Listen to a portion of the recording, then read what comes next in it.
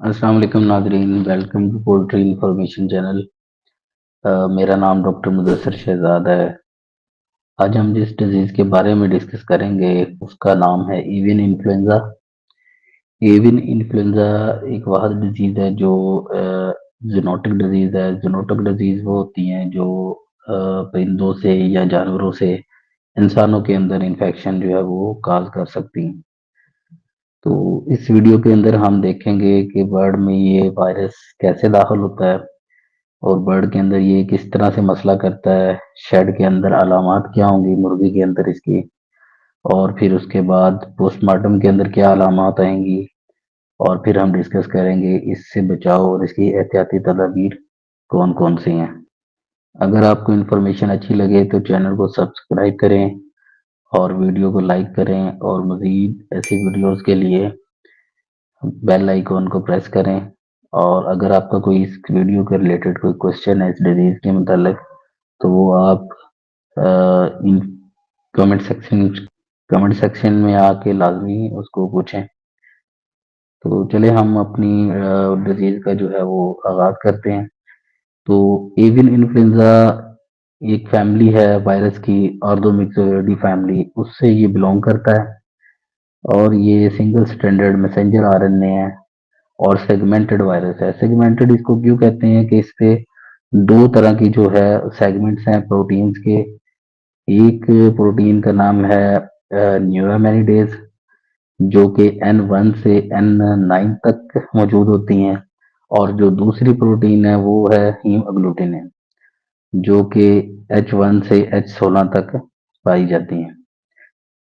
अगर हम पाकिस्तान की बात करें तो जो H9 इसकी स्ट्रेन है हीमोग्लूटिनिन प्रोटीन की, तो इसमें H9 जो इन्फ्लुएंजा है वो ज़्यादा आम जो है वो देखने को मिलता है, जो कि हमारी बैकयार्ड पोल्ट्री के अंदर भी है, लेयर में भी है, ब्रॉयलर में भी है, ब्रीडर में भी है। तो इसकी अलामात जो हैं वो हर तरह की पोल्ट्री में अलग अलग से अ, हमें कुछ अलामात जो हैं वो हमें ब्रॉयलर के अंदर देखने को मिलती हैं, कुछ हमें लेयर और ब्रीडर में मिलेंगी। तो इस तरह ये हम इसको डिफरेंशियल डायग्नोज करेंगे बाकी डिजीज के साथ। तो स्टार्ट करते हैं इसके इंक्यूबेशन पीरियड से। इंक्यूबेशन पीरियड इसका डिफरेंट होता है। इंक्यूबेशन पीरियड इसका घंटों से लेकर दिनों तक होता है। तो जो फील्ड के अंदर हमने प्रैक्टिकली देखा है तो वो कोई 48 घंटों का इसका हमें 48 घंटों के बाद जो है वो हमें अलामात नजर आ जाती हैं शेड के अंदर।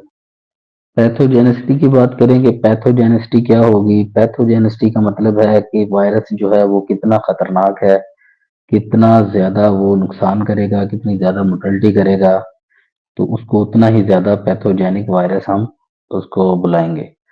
तो इसकी हम अगर क्लास क्लास पैथोजेनिसिटी की बेस के ऊपर करें तो ये दो तरह की क्लास फॉल करता है। एक है हाईली पैथोजेनिक और दूसरी है लो पैथोजेनिक। हाईली पैथोजेनिक में जो इसकी स्ट्रेन है वो है H5 और H7, और जो लो पैथोजेनिक में है वो H9 है। H9 जो है वो चूंकि लो पैथोजेनिक है इसलिए अक्सर हम इसको डायग्नोज ही नहीं कर पाते। हमारे फ्लॉक से H9 बाज़ होके गुजर जाता है। हमें लगता है शायद बर्ड को कोई एलर्जी है जिसकी वजह से हेड स्वेल हो रहे हैं, आंखों के अंदर कोई पानी आ रहा है, नाक के अंदर कोई बर्ड के थोड़ा बहुत पानी है। तो लेकिन वो लो पैथोजेनिक होता है तो वो कुछ ज्यादा नुकसान किए बगैर फ्लॉक के अंदर से गुजर जाता है, जिसके अंदर मोर्टेलिटी भी लो होती है और जो है फीड इनटेक भी बहुत ज्यादा लो नहीं होता, और बर्ड को जो है ना वो डिस्टर्ब भी कम करता है। तो इसके मुकाबले अगर हम बात करें हाईली पैथोजेनिक की तो उसके अंदर सीवियरिटी बहुत ज्यादा होती है, जिसके अंदर अलामात जो है पोस्टमार्टम में शेड के अंदर वो बहुत ज्यादा देखने को मिलती हैं। क्राइंग साउंड्स है वो बहुत ज्यादा होंगी, आंखें जो खराब बर्ड की हैं वो बहुत ज्यादा होंगी, नाक के अंदर पानी वो जो है बहुत ज्यादा बर्ड के अंदर नजर आएगा, कलिंग बहुत ज्यादा बनेगी, दीवारों के साथ साथ बर्ड खड़ा होगा, चीखें मार रहा होगा बर्ड। फीड इनटेक जो है वो 60-70% रिड्यूस हो जाएगा शेड में। और इसके अलावा जो है शेड के अंदर स्नीजिंग बहुत ज्यादा नजर आएगी, गैस्पिंग इसमें नजर आएगी, डिप्रेशन में चला जाएगा बर्ड, और जो ड्रॉपिंग की बात करें तो एवियन इन्फ्लुएंजा में हमें ड्रॉपिंग ग्रीन कलर की इसमें ड्रॉपिंग नजर आती है, क्योंकि इसके अंदर बर्ड को बुखार होता है। बुखार होने की वजह से वो फीड इनटेक अपने प्रोड्यूस करता है और बाइल जो है वो ज्यादा मिकदार में नजर आता है, तो वो ग्रीन कलर जो है ड्रॉपिंग को देता है।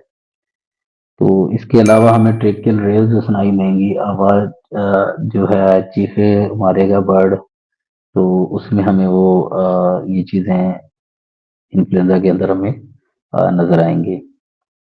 इसके अलावा जो क्लिनिकल साइंस हैं जो शेड के अंदर हम देख सकते हैं, वो ब्रायलर के अंदर तो ये चीज नहीं नजर आती। रेयर होती है कि बहुत ज्यादा इन्फेक्शन हो और लेट स्टेज में चला जाए बर्ड, तो हमें नजर आएगा। तो वो जो है वो है हमें इसके शैंक्स के ऊपर जो है वो ब्लूइश कलर की, रेडिश कलर की जो है ना वो हेमरेजेस नजर आएंगी, जिसको हम सबक्यूटेनियस एक्मोटिस जो है हेमरेजेस उसको कहेंगे। तो बाकी जो है ब्रीडर के अंदर और लेयर के अंदर इसके एग्स जो हैं उनके अंदर भी प्रॉब्लम आएगा, एग्स की शेप जो है वो डिस्टर्ब होगी, एग प्रोडक्शन जो है वो बहुत ज्यादा ड्रॉप हो जाएगी। और इसकी कॉम्स एंड वाटल्स हैं जो वो ब्लूइश कलर की नजर आएंगी, वो इस वजह से ब्लूइश हो जाती हैं क्योंकि ये रेस्पिरेटरी डिजीज है। जिस जो भी रेस्पिरेटरी डिजीज होती है तो उसके अंदर ऑक्सीजन फ्लैश जो है वो मिकदार कम हो जाती है ब्लड के अंदर, और जिसकी वजह से वो कार्बोक्सी हेमोग्लोबिन ब्लूइश कलर जो है वो फॉर्म का वो शो करवाएगी। पोस्टमार्टम की अगर हम इसकी बात करें तो पोस्टमार्टम में हमें जो सांस की नाली है ट्रेकिया, वो बहुत ज्यादा सुर्ख नजर आएगा, उसके अंदर म्यूकस भी हमें मिलेगा। इसमें कोई, फिर हम इसके आगे फर्दर नीचे जाएं तो ब्रोंकाई के अंदर हमें प्लग्स भी जो है वो मिलेंगे जो कि हार्ड म्यूकस के बने होंगे। तो इसके अलावा अगर हम इसके एब्डोमिनल कैविटी से अगर इसको ओपन करें बर्ड को, तो लिवर जो है उसके ऊपर हमें फोकाई नजर आएंगे, और इसमें एंट्राइटिस बहुत ज्यादा नजर आएगी, और किडनीज जो है वो भी स्वेल हो जाती हैं, और जो सप्लीन है वो सप्लीन भी स्वेल हो जाएगी। और इसके अलावा हमें कुछ केसेस में प्रोवेंटिकुलस और गिज़र्ड जो कि हमारा छोटा बर्ड के अंदर पोटा है और बड़ा पोटा है, इसके दरमियान वाली जगह जो है उस पे भी हमें जो है वो जख्म के निशान नजर आएंगे।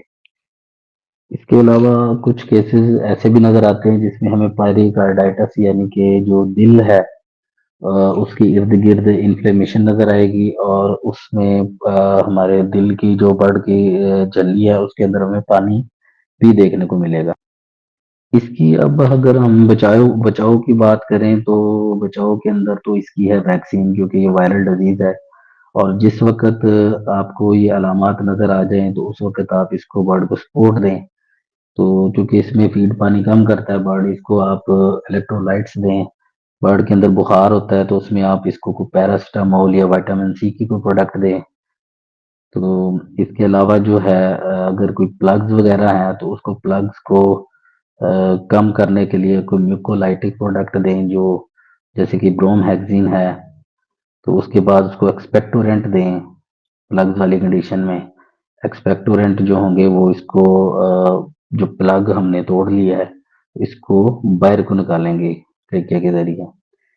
तो इससे पर जब रिलीफ में आ जाए तो ये चीज़ें कंडीशन बेहतर हो, उसके बाद इसको सेकेंडरी प्रॉब्लम बनेगा तो उसके लिए आपने इसको कोई अच्छे कॉम्बिनेशन में जो है एंटीबायोटिक्स वो यूज़ करनी है। एंटीबायोटिक्स में इसमें जो कि रेस्पिरेटरी इशू है तो इसके अलावा जो इसको सेकेंडरी में ज़्यादा चीज़ तंग करेगी वो है माइकोप्लाज्मा और इकोलाई। उसके लिए आपने कोई अच्छा कॉम्बिनेशन का, जैसे कि टाइलोडॉक्स है, तो या कोई और फास्फोमाइसिन दे सकते हैं, टाइलोसिन डॉक्सी दे सकते हैं। तो ये वाली एंटीबायोटिक्स को ऐड करें। और अंतड़ियों के लिए, क्योंकि इसमें बहुत ज़्यादा इंटाइटिस आ गई है, तो डेफिनेटली चांसेस हैं कि इसमें बर्ड के अंदर फिर कॉक्सी भी जो है वो ट्रिगर हो जाएगी। उस वाले से इसको कॉक्सी अगर आपको मिले तो वो उसके लिए भी एंटीबायोटिक ऐड करें, सॉरी एंटी कॉक्सीडियल ऐड करें। और इसके अलावा जो है अंतड़ियों के लिए कोई लिंको या अमोक्सी वगैरह भी इसके अंदर आप ऐड करें। तो नजरिन ये था हमारा H9 जिसको एवियन इन्फ्लुएंजा हम कहते हैं, तो उसके मतलब ये हमारी डिस्कशन थी। तो इसमें अगर आपके कोई क्वेश्चंस हों तो आप कमेंट सेक्शन में आके जो है वो पूछ सकते हैं।